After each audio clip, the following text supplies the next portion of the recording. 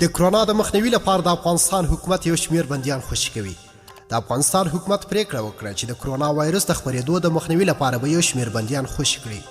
د ارګ له خبرپاڼې سره سم د کرونا وایرس په وړاندې د تدابیرو په اړه د کابینې له پرونۍ غونډې وروسته نن ولسمشر محمد اشرف غني له خپلو دوو مرستیالانو د سترې محکمې رئیس او لوی څارنوال سره په غونډه کې د هغو بندیانو د خلاصون په اړه خبرې وکړې چې دوسیې نهایي شوي نه دي. په دې غونډه کې چې د محبسونو د چارو تنظیم له لوی رئیس او د عدلیې قضایي ارګانونو له مسؤلانو څخه وغوښتل شول چې په راتلونکي 48 ساعتونو کې د بندیانو د خلاصون په اړه خپله طرحه جوړه کړي څو پر اساس یو شمېر بندیان خوشي شي او د کرونا وایرسونو په وړاندې د نورو بندیانو د ساتنې لپاره د روغتیا وزارت له لارښوونو سره تدابیر غوره شي. د افغانستان ګاونډی هیواد ایران چې کرونا پکې زیات خپره شوې ده د دې وایرسو د خپرېدو د مخنیوي لپاره لسګونه زره بندیان خوشي کړي دي او له پاکستان څخه د بشري حقونو څارونکي ډلې غوښتي دي چې د دې ناروغۍ تر خپرېدو او ناورین تر رامنځته کېدو وړاندې د یو شمېر بندیان خوشي کړي.